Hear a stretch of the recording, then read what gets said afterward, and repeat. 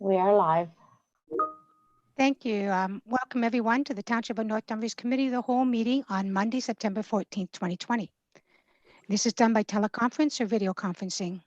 Due to COVID-19 and recommendations by Waterloo Regional Public Health to exercise social distancing and public gathering thresholds, Township Council meetings are currently being held electronically.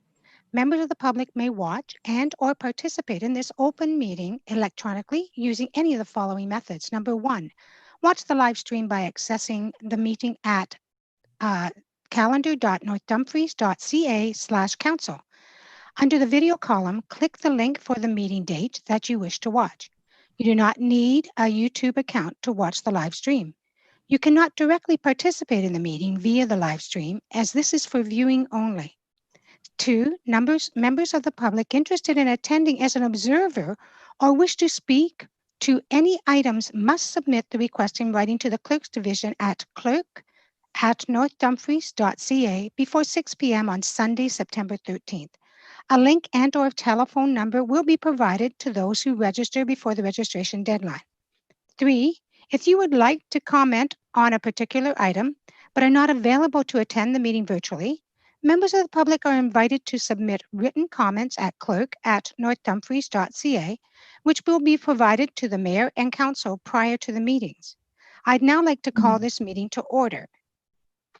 And I'd like approval of the agenda, please. So Certainly. So moved by Councillor Gillespie, seconded by Councillor Rolleman, that Council adopt the September 14, 2020 Committee of the Whole agenda as presented, and that all correspondence circulated to Council in advance of this meeting and made available publicly on the Township website will form part of the public record for this meeting of Council. Mayor Foxton, your vote on the motion? yes. Councillor Rolleman? Yes. Councillor Osner is absent. Councillor McCreary? Yes. And Councillor Gillespie? Yes. Okay, that motion's carried. Thank you. Is there any disclosure of pecuniary interest? Seeing none. Financial function area. We will now adjourn council to sit as committee of the whole. Okay, So that's that resolution. Councillor McCreary and seconded by Councillor Rolleman. The council adjourned to sit as committee of the whole. So Mayor Foxton, your vote on the motion? Yes. Councillor Rolleman? Yes. Councillor Osner is absent. Councillor McCreary? Yes. And Councillor Gillespie? Yes. Okay, that motion's carried. Thank you. And any members of council wish to speak on any of the reports on the finance function? Councillor McCreary. 21-2020 and 23-2020. Anyone else? Councillor Rolleman. On 4.2. Anyone else? Councillor Gillespie. 4.3. I'm a little confused on that. Okay. All right, so we will start with 4.1, the annual treasurer's statement on the continuity of the Development Charges Reserve Fund. Margaret, Councillor McCreary. I've got two questions about this report or comments about this report. The first one relates to the deductions from the deferred charges or development charges account, which would be the capital purchases charged to the account. There are 3 purchases that were paid for with development charges according to the report. So we have the that I'm looking at. There's the 2019 International Tandem Axle for $258,000, the half-ton crew cab for $39,000, and the ball diamond groomer for $9,000. And I have no problem with these purchases because these 3 items were all approved for purchase in our 2019 capital budget. However, they were approved to be paid for by or out of the general reserves and not the development charges. So I have asked why these items have been deducted from the development charges account. And I did ask this of Treasurer Stadal earlier, and because she's away, she was not able to do the research that she needed to do to answer the question. But I would like the question answered, so I would like to make a motion that the report be deferred until we can get the answers to that question. So that's Ms. Stedall. You're muted. I'm muted, sorry. I have done a bit of research on the background, but I would agree that it would be easier if I could have a deferral for this until the council meeting at the end of September, and then I will bring more detail back on it. Okay, so do we have a motion for 4.1? Ms. McCreary, Councilor McCreary. I had 2 questions. I had 2 questions on this, or comments on this report. So the second one relates to the timing of the report. And according to bylaw 2660-15, paragraph 9, and also the Development Charges Act, this report was due on May the 1st, 2020. And so the report has actually been issued late. So I'm just wondering why it was issued late, because we need to get this information on a timely basis so that we can review it. Ms. Stedall. So it was delayed. It usually is finalized with the audit. With the audit being delayed, that's the reason that it was delayed this year. And so one of the things with the date that is supposed to be completed by, I'm not sure about the act, but under the bylaw, with the change with us looking at the bylaw again, I am going to ask if we can make a deferral of 1 month for that, because usually we don't bring our financial statements in until right now it's usually getting close to the end of June. So we'll take a look and see what it is, what needs to be lined up with the act. But yes, you're correct. This is late. It should have been completed earlier. We just hadn't finalized the information yet. So we do not require a new motion. The motion would probably be just a deferral. Ms. McCreary, Councilor McCreary. Oh, I'd just like to comment on that, that if council is supposed to be approving things that have been charged through the development charges account, we would need to get it ahead of the issuance of the financial statements. Like we need to be able to review the number before it's been finalized on the Ms. financials. Stedall. So the approval for what comes out of development charges is done at budget time. So the report is just a statement to say this is what actually has been spent. It's not an authority to approve. It's just it's a financial historical record. So it's not approval. The approvals are done at budget time. That's correct. But when we have an issue like that, but that is my question, that the approvals for these amounts were not done at budget time. So now we're in a position where the amounts have been taken out of the account, at least counting wise, and the financial statements have been issued, but council has not approved for those things that have been paid for by development charges, because we had them in we showed them as being paid for with general reserves in the budget. Well, and when I bring the report back, there'll be a recommendation as to whether or not there'll be some adjustments. And the adjustments will be, we can't go retroactive to 2019 because those books are finalized. So it'll be a recommendation is that the adjustment will be in 2020. But if there is any interest or adjustments regarding that, then those adjustments will be made back as well. I have to go back on the one about the truck. I believe that was a 2018 budget change approval, and because we always buy our trucks a year in advance, and I'm not sure whether or not that one was supposed to be a development charges. The 2 recreation vehicles, I think those shouldn't have been coming out of the development charges, and there will have to be an adjustment made for that. But I'll have to bring the information back when I'm back in the office. Okay, so we will, when we table the motion for 4.1, we will, Councilor Rowland. So no, I'm confused now. So this report is supposed to help us, or supposed to inform us on the audit, but yet it's coming to us after the auditor's books. So are we supposed to get this report before we receive the auditor's report, or how's the timing of this supposed to be? I'm confused now. It's actually, it's separate. So this report it's usually complete. It's a separate report. So the guidelines for it are different. What it does is it usually comes out of the audit from the year end, and it also informs the information that goes to the FIR, which is the information that goes up to the province. But it's done, it's completed with the information that comes out of the year end. So then any mistakes would then be rectified next set of books? Is that how we're doing They'll this? have to be changed. Back and change the books, right? Okay. Sorry. Yeah. Any further questions on 4.1? Can we have the motion, please? Certainly. So if Councillor McCreary would like to put forward a motion to defer the report, do we have a second? Actually, we don't put a new motion forward. We put this motion and we defer the Oh. answer. Yeah, no, that's certainly.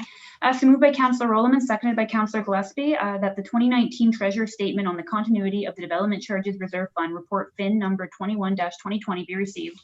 And further, that Council accepts the Treasurer's declaration that the Township is in compliance with Section 59.1, subsection 1 of the Development Charges Act 1997. So Mayor Foxton, your vote on that motion? To defer. Okay. Councillor Rowland? Defer. Okay. Councillor Ossner is not in attendance. Councillor McCreary? Defer. Certainly. And Councillor Gillespie? Defer. Okay. So the motion has been deferred. Thank you. Now we are at 4.2, Zero Emissions Vehicle Infrastructure Program. And I believe Councillor Rowland, you had a question on this one. Yes, thank you. My question is, if we're not going to go forward with the 2 spots, is the best choice the NDCC or is a better choice downtown air? And Councillor Oster and I discussed this in an email he sent to me this morning. He said, maybe we should look at putting a parking spot in front of the library on the actual roadway, but with the charging infrastructure coming out of the library. So that way we could have the library providing the power, but we could have the accessibility of the parking spot to all the downtown users. So I'm just wondering, would it be more logical to put the charging station at the library or in front of the library as opposed to the NDCC? CEO McNeely or Ms. Settle? Sorry, I've been dealing with the region on this project for a little while, and the money that was being funded for the library was actually funded from the region. The region have decided that particular project, there's a few projects they've decided that they're not going to go forward with, so there would be no funding for anything at the library. Because what they're using with this particular project at the NDCC is they're leveraging the money that the township is going to provide for the funding that is not covered under the grant or by their $10,000 that they're going to invest. So I think we would have to go back and ask the region if they would want to change things around. But the cost, I believe, for the library site was at $38,000. Whereas the township NDCC site was $28,000. Any other comments? Aside from the cost, do you think, what about the location itself? Like, I'm wondering if the location downtown would be used more than the one at the NDCC. Oh, I don't think that they had a question about utilization. That wasn't, the discussion about whether they move forward was based on cost. Actually, I did talk to Rod Regier last week when I was at the strategic plan. He sat beside me. Well, social distancing as close as we get. And he did state that they felt it would be better utilized at the NDCC because it constantly brings out of town people into the area for the arena. And that was their justification for the NDCC.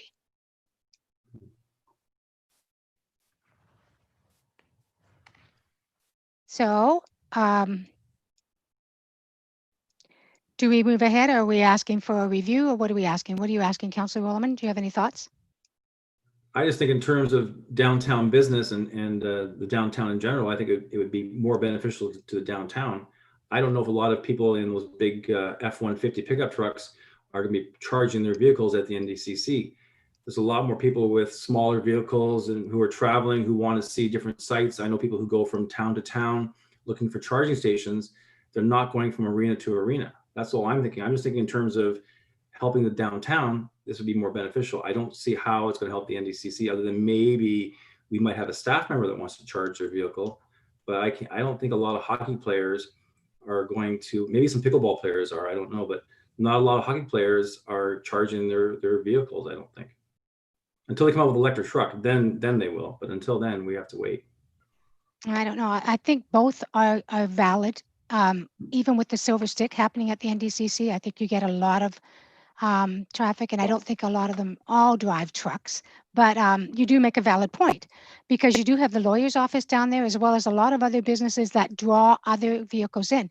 So are we asking that we defer this and let the region re-examine the position, and what is the impact if we have it re-examined, Ms. Dettel?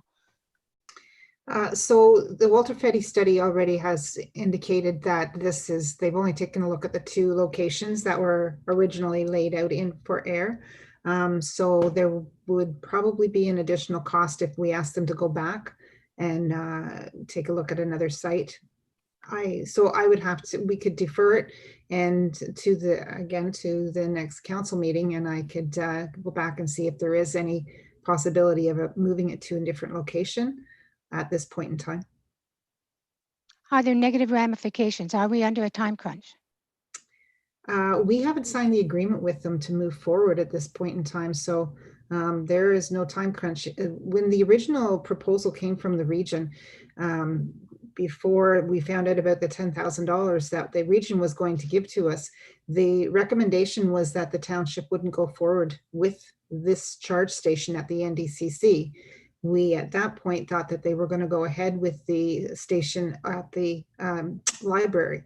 And then the region found out what we were doing and said, well, we'll give you $10,000 to put it at the NDCC, but the library station is not going forward. So there is no agreement at this point in time. This is why we kind of need to determine which direction we want to go in so we can get that written up so we can receive the federal funding. So, Councillor Williman, are you satisfied? We can think we should defer defer. this. We can Yes, I'd be defer happy this. with it. So, clerk, you can read the opening statement just referencing FIN number 23-2020 zero emissions. You don't have to read the 2 paragraphs, and then we'll call for the vote. Certainly. So moved by Councillor Gillespie, seconded by Councillor McCreary, that report FIN number 23-2020 zero emission vehicle infrastructure program be received and as presented in the staff report. So Mayor Foxton, your vote on that motion? To defer. Okay, Councillor Rollman? Defer. Councillor Offner is not in attendance. Councillor McCreary? I vote to defer, but I also had a question on the report. Go ahead. It was related to the operating costs, $2,000 to $3,000 a year. That's gone up quite a bit from the original $800, and I'm just wondering why the operating costs are so high. And I'm assuming that the people that use the charging station are paying for the electricity that they're using.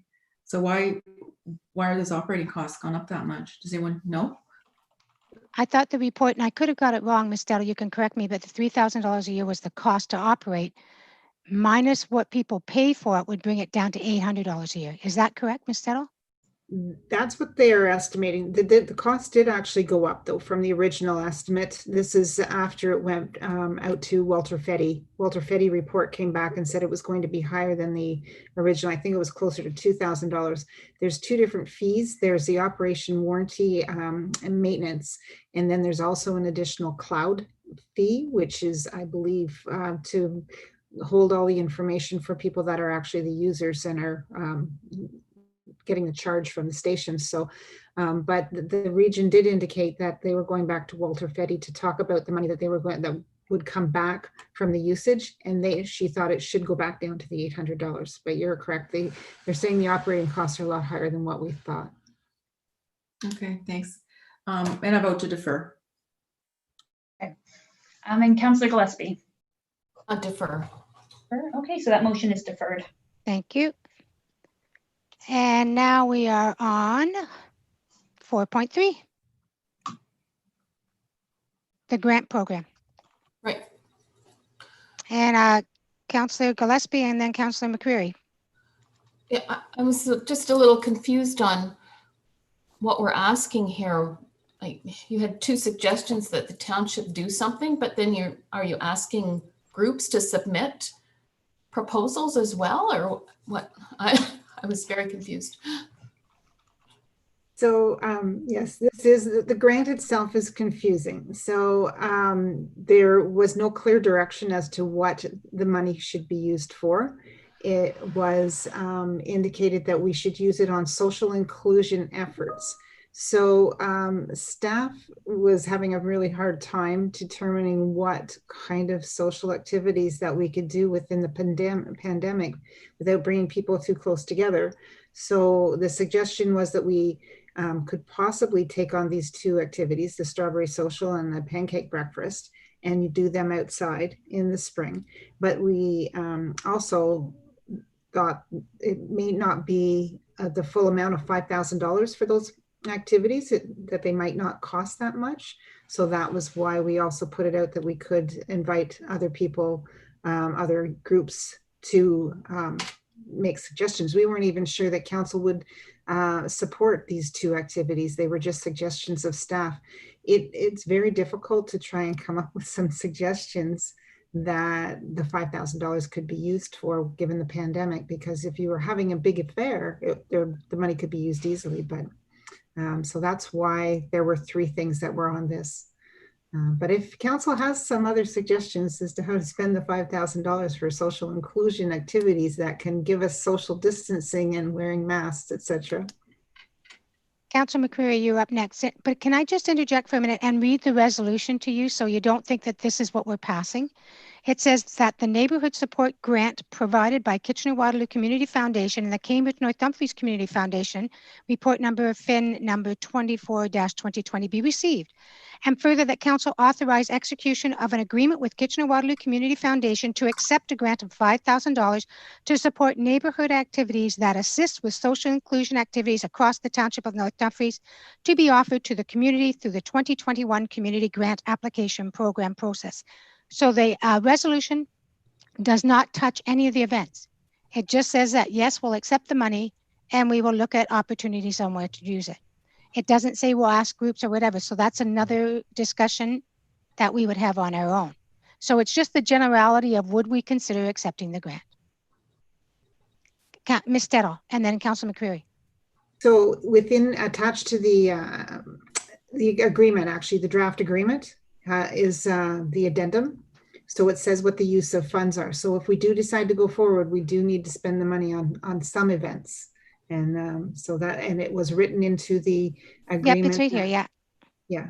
And it I was met with written. both counterparts and they were quite flexible. They said just about anything that we came up with, they would consider doing, especially at these times, but they would have to see what we're doing to approve it. Councillor McCreary, I've cut you off several times. I apologize. I don't need to speak on this report. I'm fine. Okay. Any other comments? All right. Do you want to just, I've already read the motion, so if you want to just as stated and carry on. Yeah, no, certainly. So moved by Councillor Gillespie, seconded by Councillor Rolliman. So the motion as already presented by Mayor Foxton, as written in the staff report. So Mayor Foxton, your vote on that motion? Yes. Councillor Rolliman? Yes. Councillor Oster is not in attendance. Councillor McCreary Yes. and Councillor Gillespie? Yes. All right, that motion is carried. Thank you. And now, would anyone like to speak on the development services function areas, report number 5.1 and 5.2? And we have a speaker, Jenna Thibault, has registered to speak on item 5.3. Is she speaking on? 5.2. 5.2, okay. Councillors, any of the items you wish to speak on? Councillor Rolliman. I have a question about 5.1. Okay, anyone else? Councillor McCreary. 5.1. Okay, anyone else? We'll start with 5.1. Councillor Rolliman, please.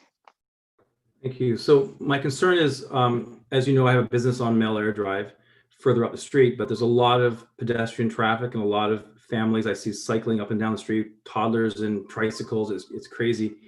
With more trucks parking, more transport trucks, I'm wondering, does the township have any plan to put in some sort of multi-use trail or sidewalk on Mel Air Drive from Guthrie up Mel Air, joining to Greenfield, so that people who are trying to go to the NDCC have a safe way of going and not have to dodge all these trucks? And I know this isn't maybe directly related to the application itself, but the application is what's spurring my concern, because more trucks parking on Mel Air Drive going up and down the street. We already have a large lot for Drumble Transport and Heritage. We have a large lot for Beyond Trans and also Bright Water Service. There's a lot of trucks now, a lot more than there was 10 years ago. And there's still, and now we have the NDCC, so there's no sidewalk. People are not going up Northumberland Street. They're all coming up Guthrie and up Malaire.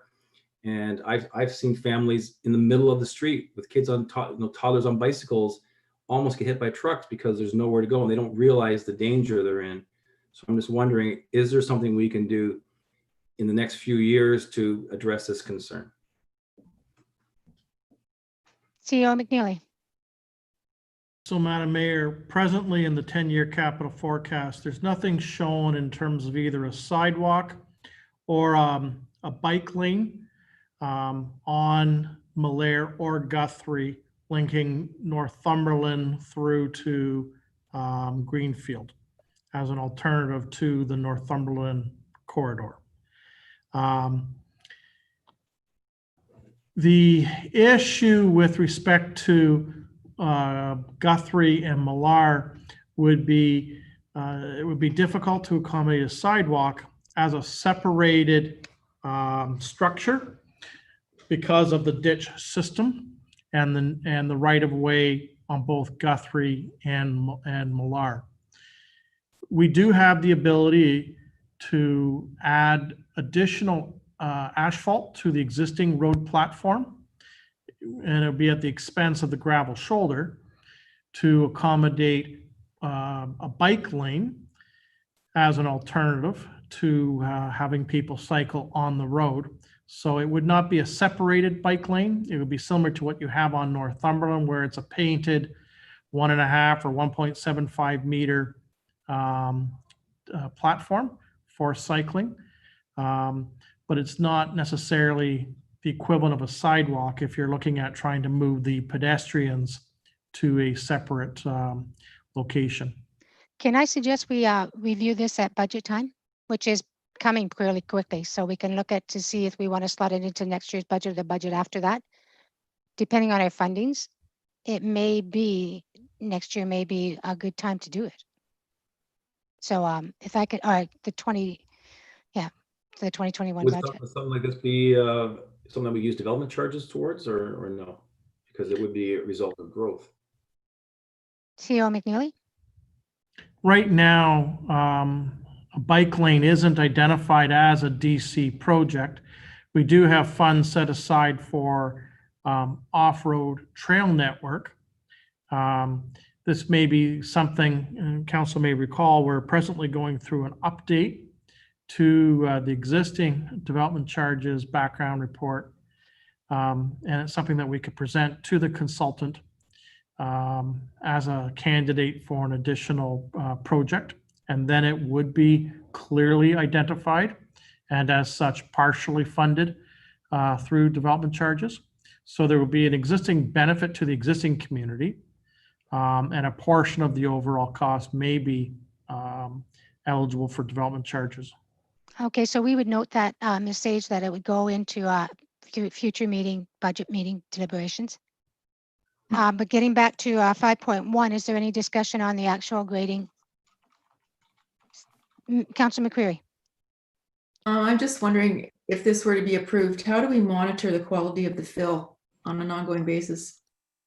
So, Madam Mayor, through to Councillor McCreary, before material is actually imported into the site, the owner is to submit a soils log with an analysis of its suitability from both a metals and a chemicals perspective. It has to meet what we call agricultural background condition, which means it's clean in the context of those two variables I just mentioned.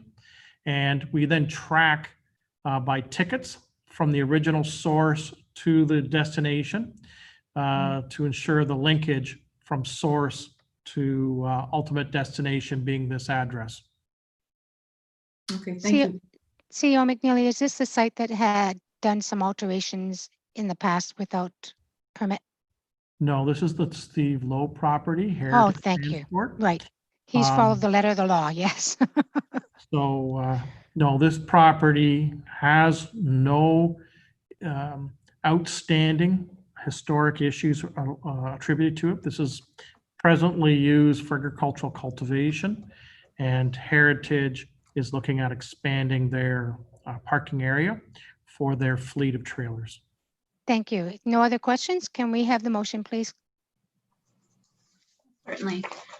So moved by Councillor McCreary, seconded by Councillor Rowland, that report number BLD-04-2020 be received, and that any comments received through the consideration of this report be returned to staff for assessment and analysis as part of the site alteration permit process as established under bylaw 2612-14 as amended.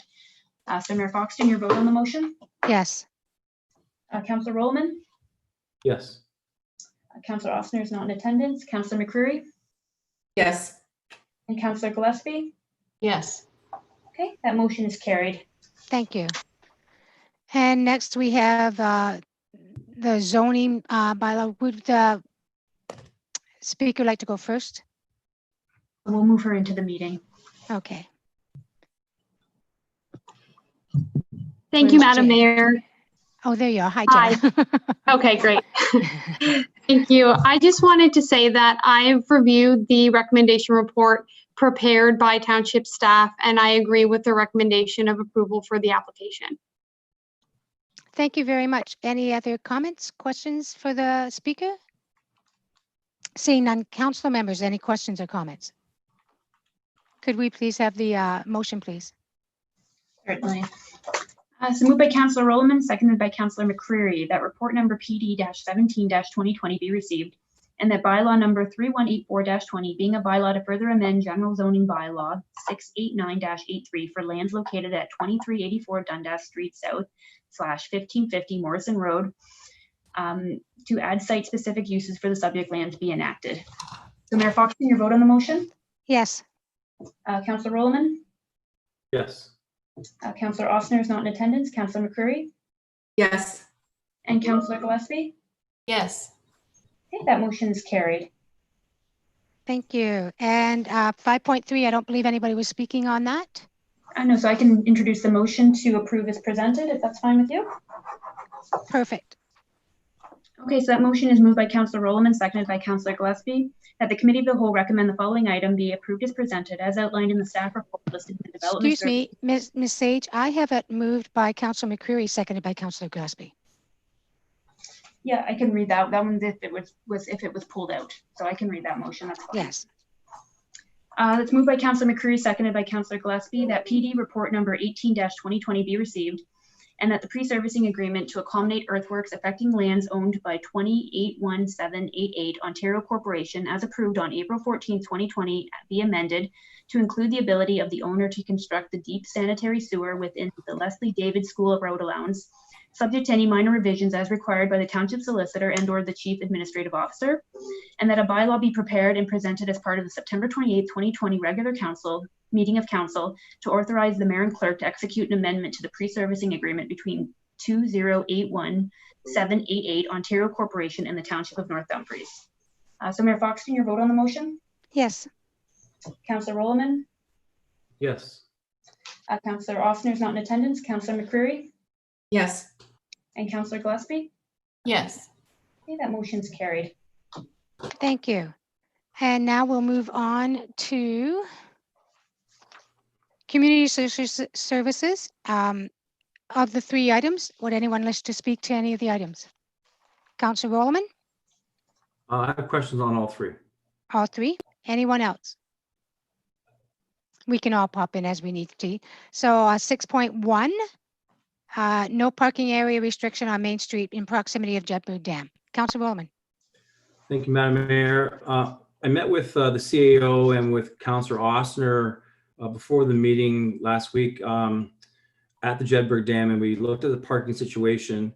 And Councillor Ossner and I, he's not here tonight, I'll speak for him, I guess, but basically we don't agree with the parking proposal.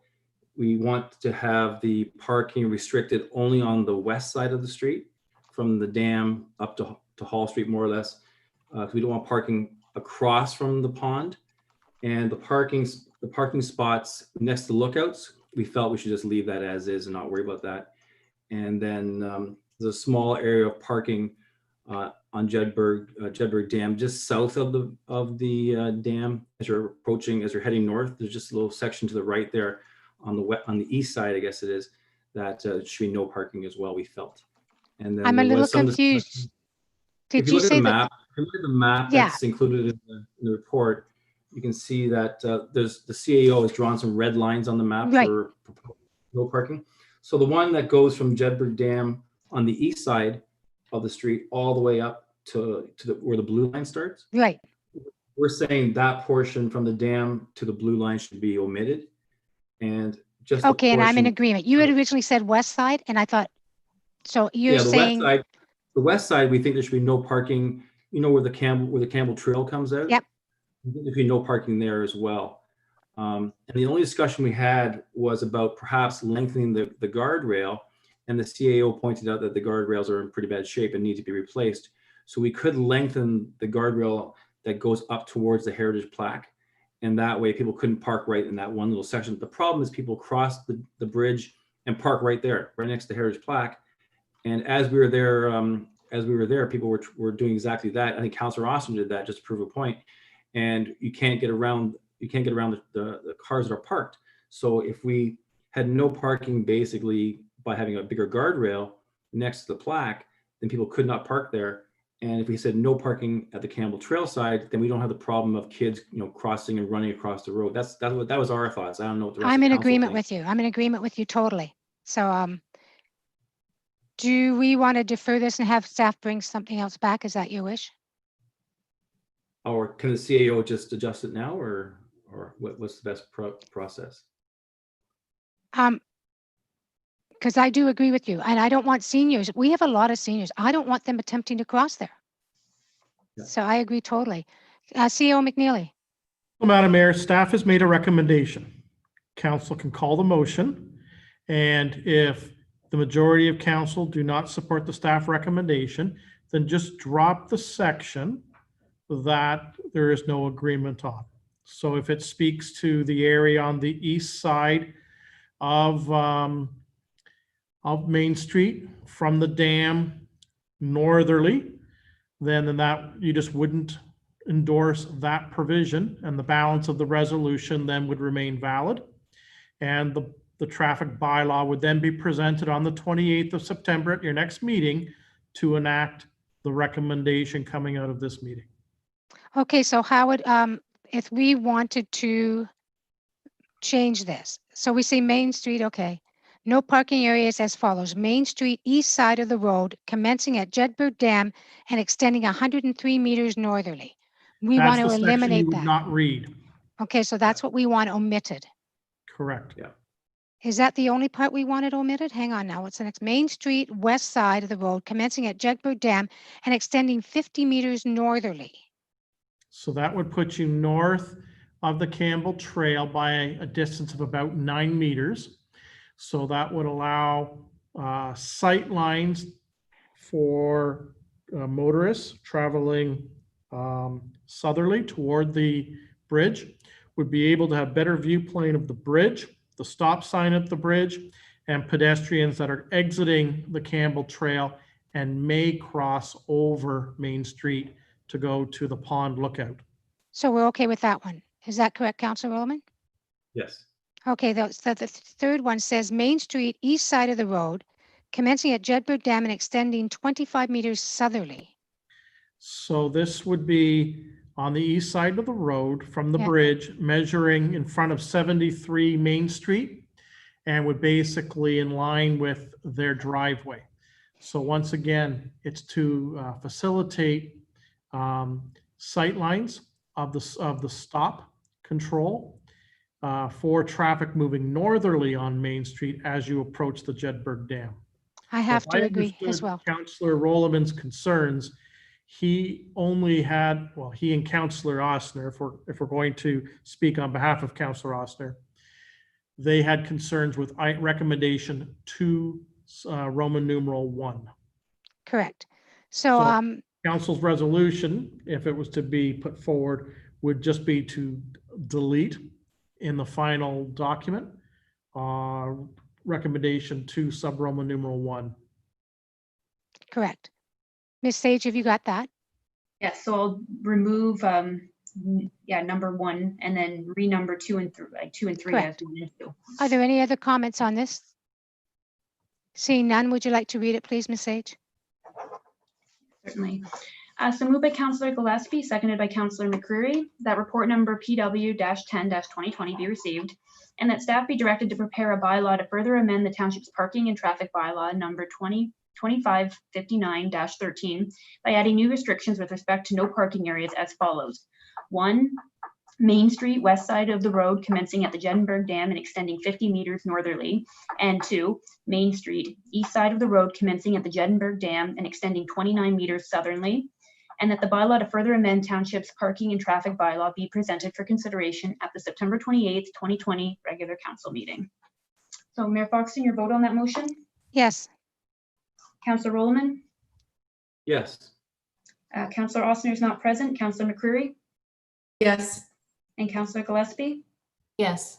All right, that motion is carried.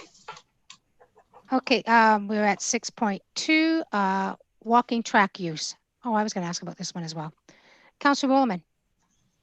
So one of the concerns we had was, and I think some of the correspondents also made the same point. How does it work when there's a hockey game on and somebody wants to use a walking track? I guess that was a question. And do the people walking have an influence on the number of people allowed in to watch the hockey game? So, Madam Mayor, if I may, through to Councillor Rollman, and yes, Councillor, you're correct, there was correspondence included at the outset of today's agenda speaking to this issue. So it does have a direct correlation to how many people can be occupied as spectators in the rink. So the provincial order only allows 50 people within an indoor space by program area. So the rink outside of the ice surface is a program area. So we're only allowed 50 occupants at any one point in time. So what we've done is we've basically taken and identified where the heaviest ice usage is, where we expect capacity to approach the 50 persons. And that's the areas where we've asked council to not allow and to sign accordingly, and we would advertise accordingly, the walking track is closed. So a spectator that's there for hockey watching their son or daughter would be able to walk on the track, but we're not opening it to the public. We're asking each of the sports organizations to pre-register their attendance as a spectator so that we can keep them within the 50 persons threshold. But with the walking track, it's very difficult to do that because people will come and go as they can. So that's why we're trying to restrict those hours, advertise it accordingly, sign it accordingly. And it's to meet that 50 persons threshold under the provincial regulation.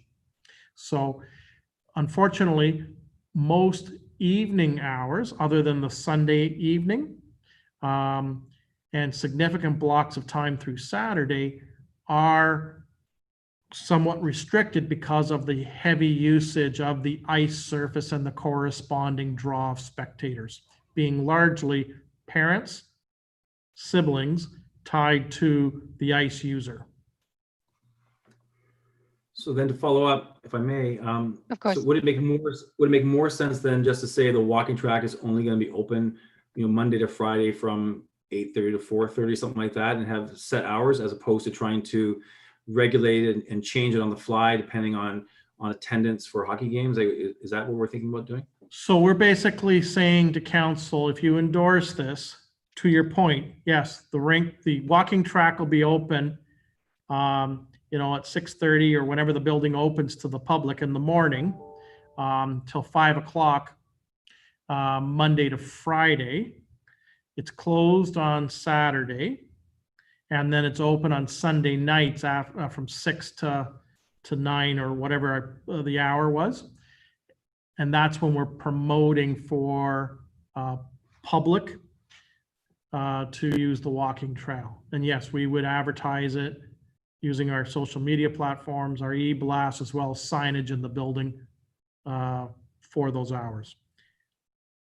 And if, as we get deeper into the fall or early winter, if the provincial restrictions are somewhat relaxed, then we can come back and revisit those hours.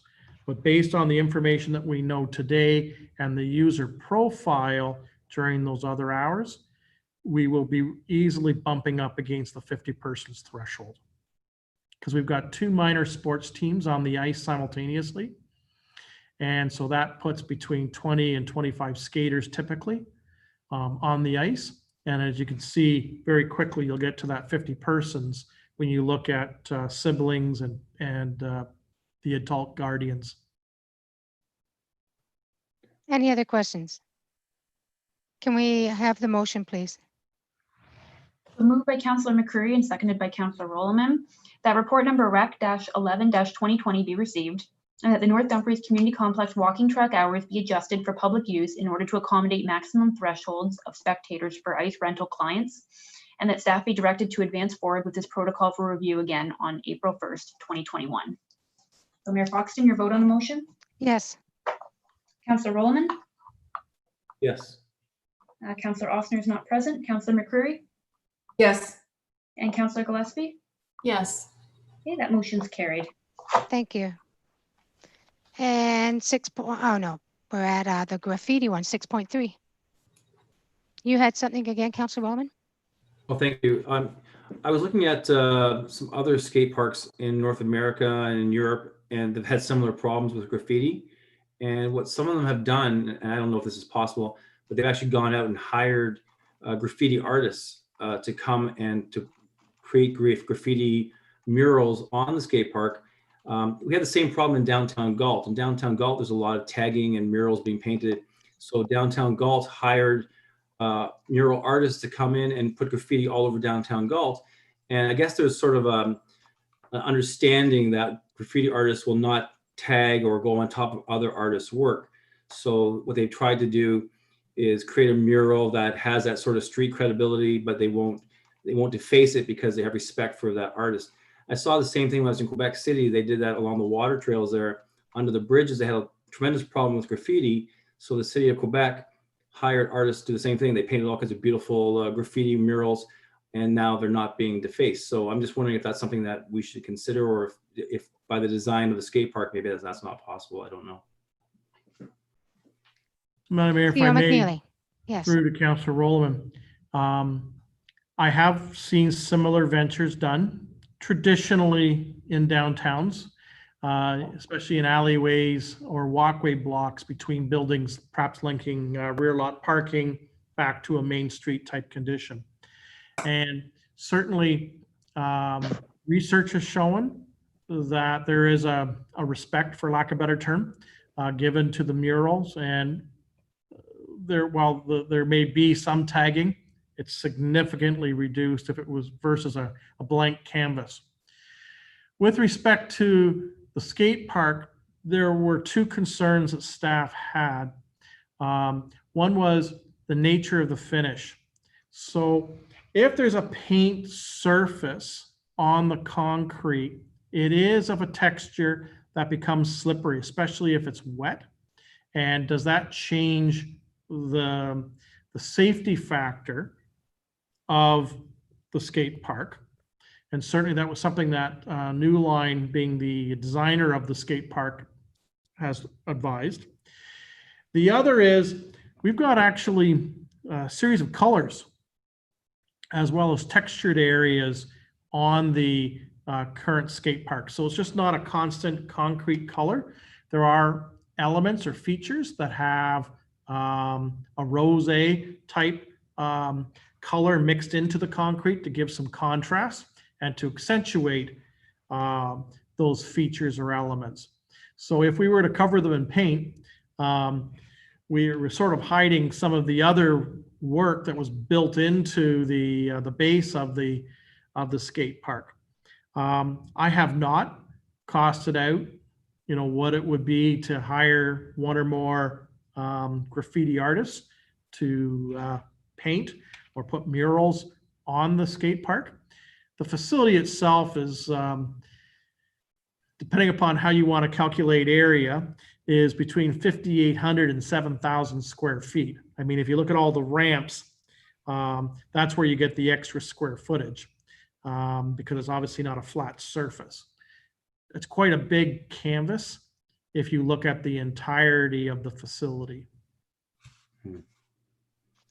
And the I know bylaw at actually, at lot 42, they put up a mural there. I think it cost $25,000 for a mural on the side of the building at lot 42. Have you ever seen that one? It's a giant bird, and it's quite expensive. but the way the motion reads, it doesn't limit it. The report talks about the paint per barrel and everything else, but the motion's pretty open-ended, so it doesn't close the door on a possibility of murals. Depending, so CAO can, with the staff, look into it further. It's just saying that we have to be aware of the potential for graffiti and a way to deal with it. And again, the resolution also mentions that it'll be reviewed again in April 2021. Is that correct? Councilor Giuliano, as soon as possible. Okay, because the other paper I have here says it will be reviewed in April 2021. CEO McNeely? So, Madam Mayor, the date you're referring to had to do with the walking track. This basically tells us that Okay, because I have it a separate one. It says April 21st, April 1st. They must have ran together. There must have been an error. okay, I'm looking at the online agenda for item 6.3. Yeah, I'm just looking at the resolution. But there's two resolutions for 6.3 and that must be an error then. Okay, Okay, sorry, I'm only going off the agenda. right. We're basically asking council, how do you want to manage it? And council adopt a service level. And basically there's two options. We just let it happen. And if it does, unless it's offensive, it would stay. The other scenario that's identified in the report is if that'd just be removed as soon as practical, regardless of the nature of the graffiti. Could we put a third option that we look into granting? Because I believe in the past there has been grants for doing graffiti that is by artists, if it's not detrimental in certain area? Or would you like to just leave it as, I can read the resolution for you. It just says, and that staff be directed on how to manage potential graffiti in the new North Dumfries BMX skateboard park located in Cowan Park, and that council adopt a service level for the removal of all graffiti in the BMX skateboard facility as soon as possible, practical. Do you want to just leave it like that? Or do you want to, Councilor Roman? I guess we could leave it, and then if graffiti becomes a big problem, then we could look at options in the future, such as having an artist come in or something like that. Maybe we should sort of take a wait and see approach and see how bad it actually will be. And maybe have staff be out on the lookout for grants for projects such as this, because there have been grants in the past. Yeah. Okay, any other questions on this one? 6.3? Seeing none, do you want to read, do you want to go ahead? Clerk? Sure. So that report number rec-12-2020 be received. And Mayor Foxton, with your permission, since you've already read it, it was as presented in the staff report. So Mayor Foxton, your vote on that motion? Yes. Councillor Roman? Yes. Councillor Ossner is not present. Councillor McCreary? Yes. Councillor Gillespie? Yes. Okay, thank you. And that motion is carried. Thank you. Governance and Protective Services, 7.1 through to 7.4. Are there any questions? Councilor Roman? I had a question on 7.2. Okay. Any others? Okay, so we can pass 7.1, 7.1, 7.3, and 7.4. Yep, as presented. Yes. So moved by Councillor McCreary, seconded by Councillor Roman, that the Committee of the Whole recommend the following items be approved as presented as outlined in the staff reports listed in the Governance and Protective Services area. That's 7.1, 7.3, and 7.4 as presented. So Mayor Foxton, your vote on that? Yes. Councillor Roman? Yes. Councillor Ossner is not present. Councillor McCreary? Yes. Councillor Gillespie? Yes. Okay, that motion's carried. Thank you. 7.2, Councillor Williman. So, thank you, Madam Mayor. My question is with the regional composition review. At the last meeting, I thought we had touched upon the idea of the regional councilors being directly elected, or not, sorry, not being directly, being elected as members of the lower tier and then representing the that respective city at the region. But now I see that we're not going to go ahead with that, or we're not, that's not being recommended. The region had never put forth any of those options. Now, City of Kitchener did put forth that option and asked that the region include it. And a couple of the regional councillors said only if you include amalgamation. So is it going to be included then, or? No, they have not changed any of it. I don't know how, I know that Wilmot, Wellesley, several of them have voted status quo. No one has brought forward the other one, and I don't think Kitchener actually did. They wanted it to be listed, but they did not. I don't know if they, CEO McNeely, do you know what they finally voted? So, Madam Mayor, my understanding is the Kitchener asked the region to add double direct elected as an additional option, and that will be, from what I am understanding, returned to regional council as part of either correspondence or a presentation when this is on your agenda tomorrow or next week at regional council. Yeah, I didn't see it in the agenda tomorrow. All the other municipalities have taken the position of status quo. Now, technically, no one has exercised the triple majority because the region's going through their information gathering phase as we speak.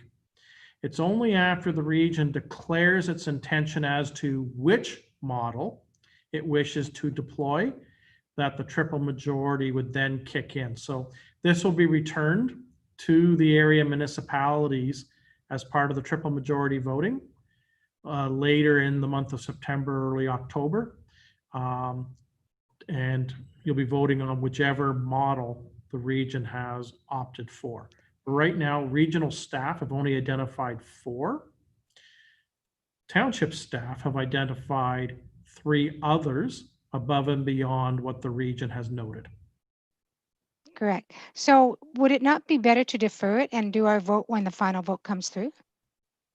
When we have to actually do the final vote for the triple majority? So the reason the report is before council and the reason it went before the other area municipalities at their meetings in late August was because the region actually asked for reports before the 15th. So the municipalities have aligned with the region's request and are providing early input in terms of the 4 models that the region had identified. So if council identifies a preferred scenario tonight, we'll notify the region so it's available as part of their discussions tomorrow. Thoughts?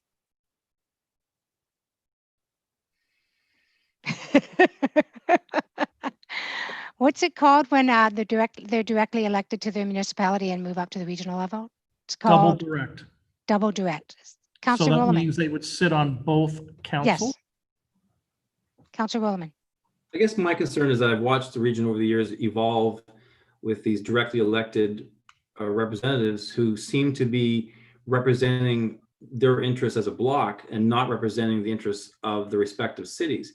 So you see this fight between the mayors, the 7 mayors and the regional councillors. And I just don't think that's the intention of the Regional Act in the first place. I thought the idea was that they were supposed to add extra representation for those cities, which isn't happening.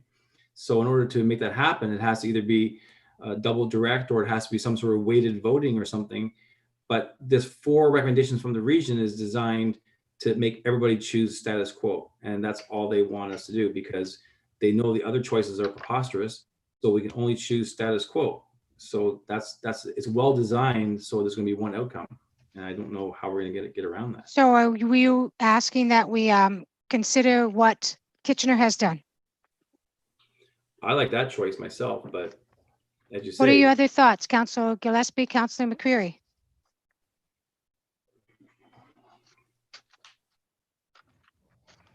Councillor Gillespie? I don't think they need anything that adds more counselors to the picture. Well, this does So- not add more councillors. So instead of, okay, I know the status quo doesn't, but I agree with Councillor Rowland that no. Councillor Rollman has says, so right now Kitchener, and excuse me if I get the numbers screwed up. Kitchener is allowed 4 regional councillors and Waterloo is allowed 3. I think that's correct, but I could be wrong. It could be 2 and 2 for Waterloo and Cambridge and 4 for Kitchener.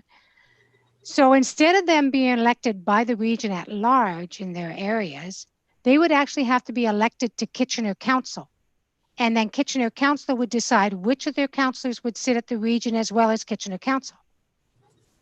So that's what it would mean. It would not increase it, but instead of, so right now, the regional councillors sit and Councillor Rowland's right, and sometimes they represent a separate entity, the region, rather than actually their municipality. But so that would have to be, that's what we're looking at. It would not increase the number of councillors. It would just say they are involved in their local municipality and on council, and then that council. So let's say we're City of Cambridge, all right? So we're allowed 2. We would be sitting, and the 6 of us would sit, and we'd say, okay, which 2 are going to go and sit at the regional level? There would be no other ones at the regional level, just the ones that already exist within our council. Do you understand? So it doesn't increase yes, the number. that option's not on the table right now, is it? While are we saying we should put that option on? Think about it. Councillor McCreary, what do you think? I think, well, none of the options that are being offered is going to do anything to help North Dumfries, because being the smallest municipality, we're lucky we even get one, it seems. Shh, don't Why tell not? them. No disrespect to Mayor Foxton, but I think maybe one of the reasons why this has happened, why there's this voting block, is that councillors should have term limits. We have people that have been on regional council for like 20, 30 years. I think Now, maybe. wait a minute. I'm in my 21st year. Is it 22nd year? I'm not sure. I'm around there. Yeah, but I mean, maybe that's the problem. That isn't an issue, I think, term limits. Actually, to tell you the God honest truth, the ones that have been there the longest, such as Tom Galloway and that, are brilliant and fair. And I find when he speaks with a good heart and concerns for everyone.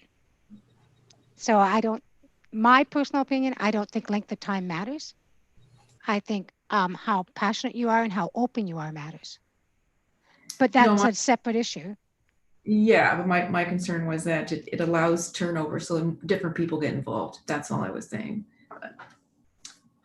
So how do you want to go ahead? Do you want to do, the recommendation is option 1, status quo.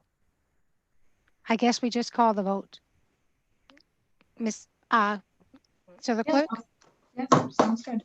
Moved by Councillor Rowland, seconded by Councillor McCreary, that report CLK-14-2020 be received, and that Council endorse option 1, status quo, as set out in the Region of Waterloo report PDL-CAS-20-05, as it pertains to the composition of Regional Council for the upcoming 2022 municipal election, and that staff be directed to submit this report and the adopted resolution to the regional clerk for the region's review and consideration. So Mayor Foxton, your vote on the motion?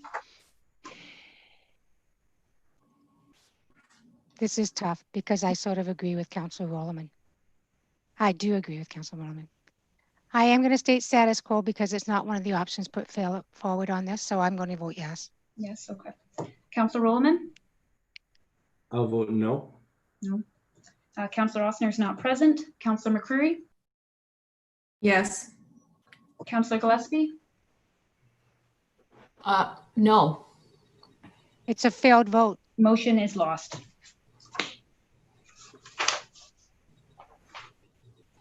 Okay, interesting. I'm going to hear about this tomorrow. Okay, now we're going to move into closed. So we're going to adjourn the committee of the whole and go into closed session. So there's, CEO McNeely? Madam Mayor, does council wish to introduce a different motion related to regional governance composition? Or is Councillor it Rowland? just simply failed and we'll see what the region does through the month of September and returns in October with with a preferred model? When the region comes forward with a preferred model, they will select one, correct? That's correct. So right now they've got an option out for consultation. They will have to make a decision on a model. And if regional council by majority adopts, let's just say status quo, just as a scenario, then that will be circulated to the 7 area municipalities, and that will be the start of the triple majority.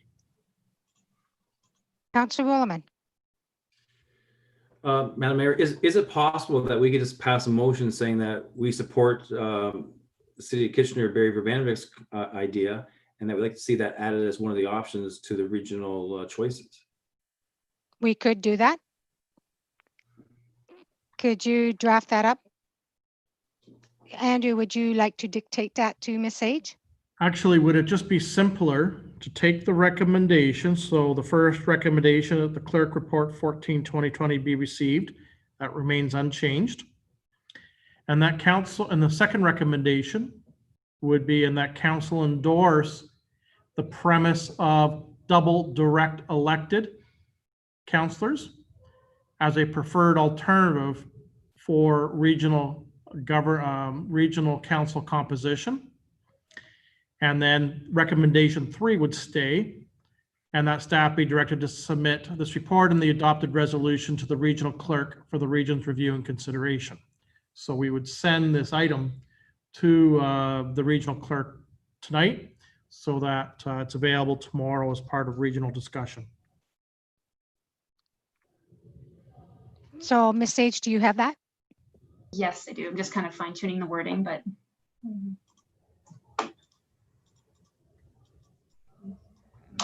So that would need a mover and a seconder if it's to be advanced. I would move that. Yeah, and I think Councillor Gillespie should second it since I the would- two of you are the I would ones that second voted that. no. Thanks, Pam.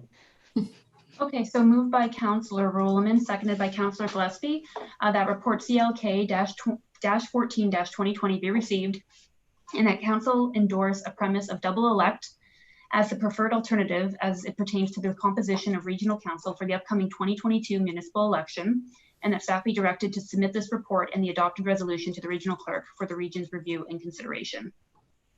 So Mayor Foxton, your vote on that motion? Yes. Councillor Rowland?